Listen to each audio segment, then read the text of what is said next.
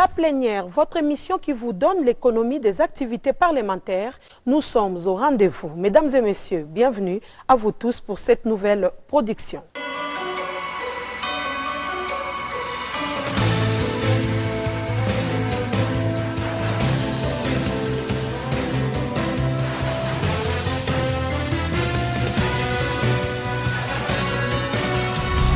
Le Premier ministre Bruno Tshibala était à l'Assemblée nationale pour présenter les projets du budget exercice 2019. Ce budget, vous le savez, a été voté. Il est évalué à plus de 10 352 milliards de francs congolais. Ce budget, selon le Premier ministre, est présenté dans un contexte particulier avec l'organisation des élections prochaines, suivant les temps forts de la présentation du dit budget. Il s'agit du budget du pouvoir central de l'exercice 2019, constitué du budget général, des budgets annexes et des comptes spéciaux fixés et répartis que le Premier ministre a présenté ce mardi 23 octobre 2018 à l'Assemblée nationale. Il est présenté en équilibre, en recettes et en dépenses, à 10 352 milliards 319 780 053 francs congolais, dira le chef du gouvernement. Le projet de loi des finances de l'exercice 2019, a précisé Bruno Tshibala, s'élabore dans un contexte caractérisé par l'organisation imminente des élections en RDC, la stabilité du cadre macroéconomique, la décélération du rythme de formation des prix intérieurs, l'entrée en vigueur du code minier révisé et le bon comportement des cours des produits miniers et pétroliers, sans oublier la mise en place progressive des structures de la réforme administrative et le rajeunissement de l'administration publique.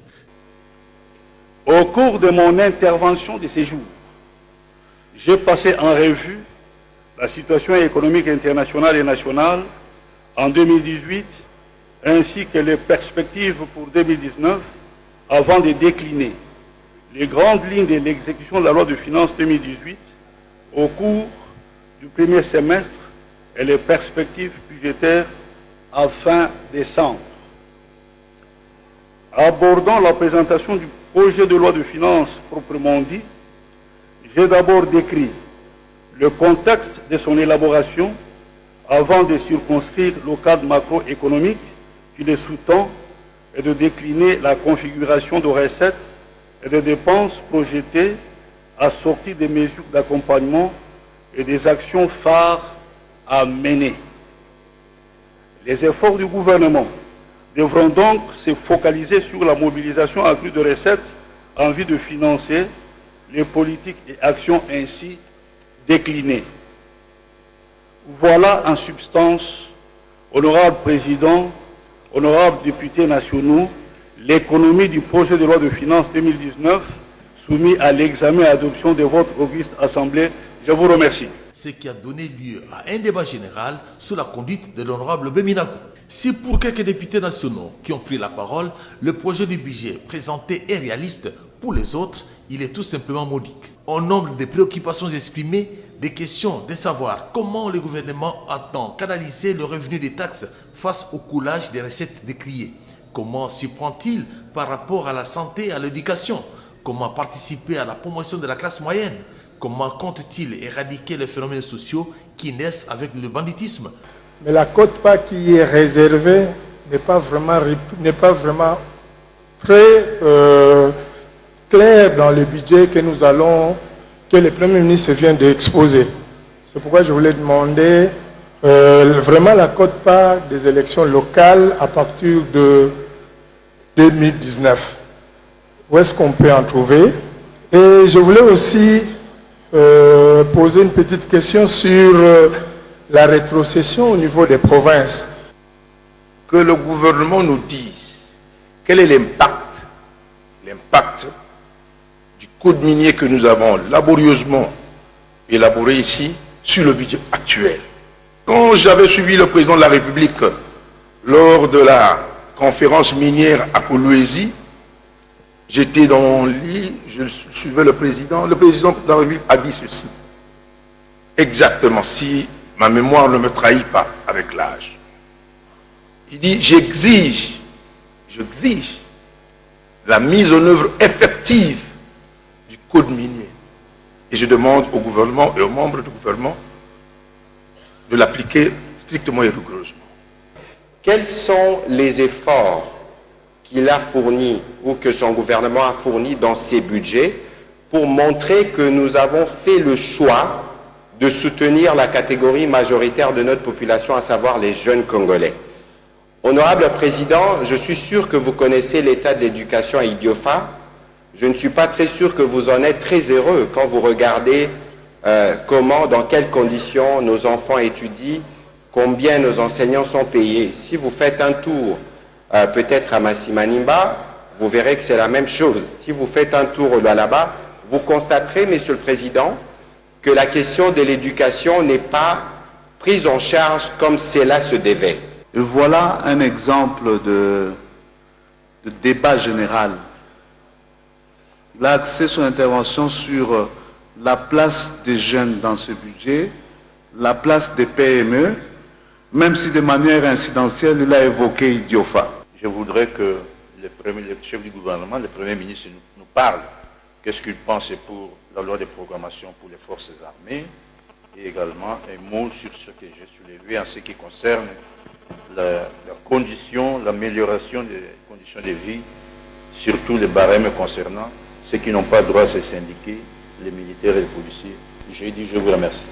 Je souhaite vraiment qu'un travail s'effectue au niveau de la commission pour que des réglages soient opérés de manière à permettre au secteur de la justice de bien jouer son rôle pendant ce processus électoral. Je voudrais, au nom de mon groupe parlementaire, demander aux collègues de bien vouloir déclarer recevable ce budget pour que nous puissions l'examiner minutieusement en commission. Que le gouvernement central puisse avoir un regard particulier sur la vie de Kisangani. Car il y a encore beaucoup de choses à faire à Kisangani. Je dis, et je vous remercie, honorable président de l'Assemblée nationale. Et vous êtes candidat à Kisangani. Quelle stratégie pourrait être mise en place pour canaliser la taxe sur la valeur ajoutée détournée vers le trésor public et accroître ainsi les recettes de ce projet de budget? La deuxième préoccupation, je parlerai de la problématique des infrastructures dans notre pays et plus particulièrement des routes de ma circonscription électorale de la Funa qui sont dans un état de délabrement très avancé. Je prendrai l'exemple de l'avenue Université dans son tronçon Kapela-Kianza. Si à Kinshasa la situation est-elle décrite, comment est-elle alors à l'intérieur du pays à l'approche des élections, car elles sont extrêmement importantes pour l'acheminement du matériel électoral. Autant de questions soulevées auxquelles le Premier ministre pourra répondre. Entre-temps, un délai lui est accordé pour ce faire au même moment que le débat reste ouvert avant de déclarer le projet de budget 2019 recevable et le soumettre à la commission ECOFIN et contrôle budgétaire pour un examen en profondeur. Après son passage à la Chambre basse du Parlement, le Premier ministre Bruno Tshibala était allé présenter le même budget au Sénat. S'en était suivi un débat général. Sénateur, chers collègues. Le Sénat a organisé ce vendredi un débat général sur le projet de loi de finances pour l'exercice 2019. Le ministre d'État en charge du budget, Pierre Kangoudia, qui en a fait l'économie, a expliqué le contexte dans lequel a été élaboré le budget de l'exercice 2019 et le cadre macroéconomique qu'il a sous-tendu. Ce budget se présente en équilibre en recettes et en dépenses à 10 352,3 milliards de francs congolais, soit un taux de régression de 0,01% par rapport à l'année 2018. Le projet de loi des finances de l'exercice 2019 s'est élaboré dans un contexte caractérisé notamment par l'organisation au 23 décembre prochain des élections présidentielles, législatives et provinciales, la persistance des foyers de tension dans l'Ituri et le Kasaï, ainsi que la résurgence des groupes armés dans le Nord Kivu. Pierre Kangoudia a également expliqué les grandes lignes de l'exécution du budget 2018. Les sénateurs ont naturellement exprimé leurs préoccupations en rapport avec ce projet. Les observations ont porté entre autres sur le caractère irréaliste des prévisions. Avec 27% d'investissement et 73% des dépenses courantes, Monsieur le ministre, je suis pessimiste quant à la possibilité d'atteindre le statut de pays à revenu intermédiaire en 2030. Qu'est-ce qui nous manque dans ce pays pour que nous puissions avoir un budget comme ça. Quand le gouvernement fait un budget qui se termine par 53 francs, mon Dieu, montrez-moi 1 franc. Faites-nous la route. Et la route chassera l'insécurité et amènera le développement. Telle est la demande de la population rurale. Vous savez que les enseignants, je ne vais pas parler des professeurs, qui vous terrorisent à tout moment en disant plus d'enseignement et puis vous tremblez et vous payez. Mais les enseignants dans l'arrière-pays, mais ces enseignants, est-ce qu'ils sont réellement bien payés? Le ministre d'État Kangoudia a sollicité termes et délais pour répondre aux préoccupations soulevées par les sénateurs.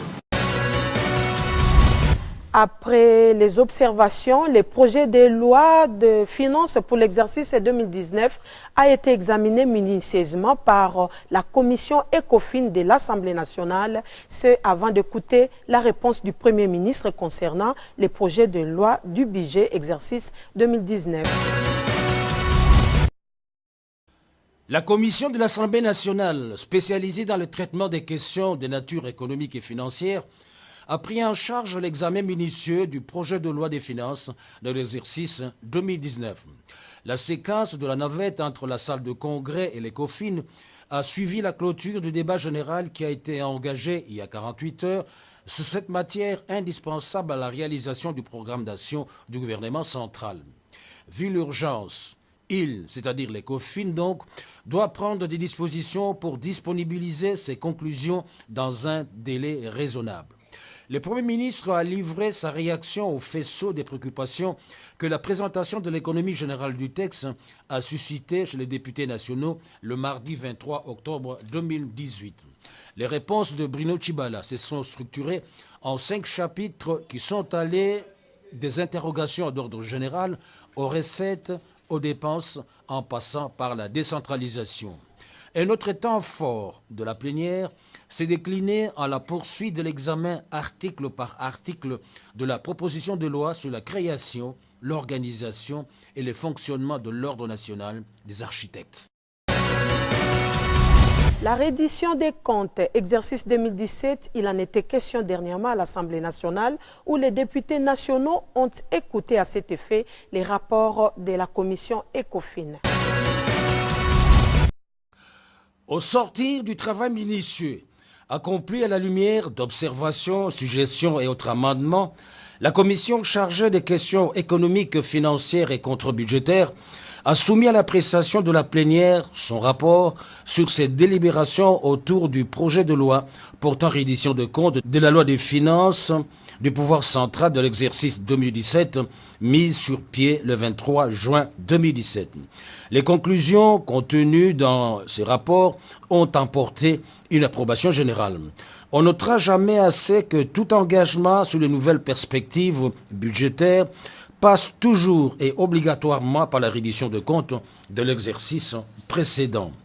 Le texte a été adopté, non sans la formulation de quelques recommandations, en direction du gouvernement central par rapport à la sous-exécution du budget 2017 et au dépassement remarqué dans certaines institutions au détriment d'autres services publics.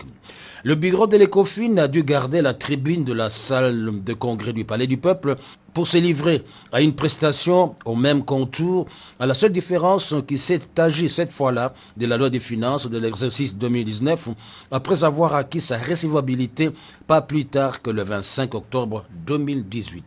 L'approbation du rapport a été suivie de l'adoption du texte et son envoi au Sénat. L'enseignement supérieur universitaire et la recherche scientifique ont été également au rendez-vous avec l'adoption du projet de loi sur le statut du personnel.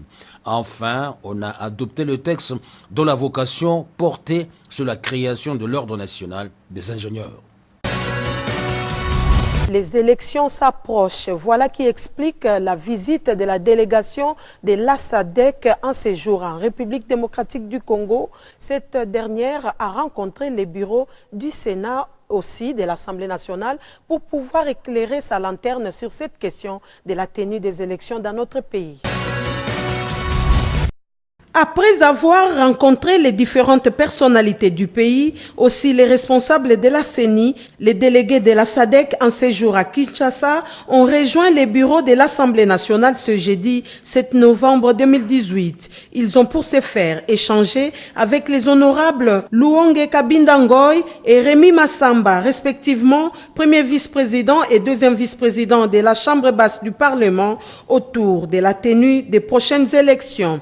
La SADC tient pour ce faire à accompagner la RDC, l'un de ses principaux États membres, dans ce processus électoral qui, lentement mais sûrement, arrive à sa fin. Ce, dans le seul souci de voir tout se dérouler dans la paix et la tranquillité, comme le précise M. Joe Billy Tendiva, chef de cette délégation de la SADC. That we encourage you. La chose que nous pouvons dire ou ce que vous pouvez attendre de nous, ce sont nos encouragements pour que vous ayez à l'élection, vous partiez à l'élection le 23 décembre, allez à l'élection dans la paix, dans la tranquillité. La tolérance politique est quelque chose qui apporte la valeur à la démocratie. Comme État membre de la SADC, nous accordons beaucoup d'importance à votre pays. C'est pourquoi nous vous demandons à aller à l'élection, à aller à la démocratisation de votre pays à travers cet exercice de l'élection, dans la paix, dans la tranquillité. Peu avant la plénière, tout le bureau, conduit par son président Léon Kingwadondo, a reçu une délégation de la SADC avec à sa tête John Bill Tendoa, membre du conseil consultatif électoral. L'entretien a porté sur l'évolution du processus électoral en République démocratique du Congo. La délégation de la SADC, qui est venue se rendre compte des préparatifs du scrutin du 23 décembre prochain, a une opinion tout à fait positive en rapport avec l'organisation de ces élections, a dit le chef de délégation. La plénière, votre émission se termine par ici, mesdames et messieurs. Merci d'avoir été des nôtres. Pour les prochains numéros de La plénière, à très bientôt. Au revoir.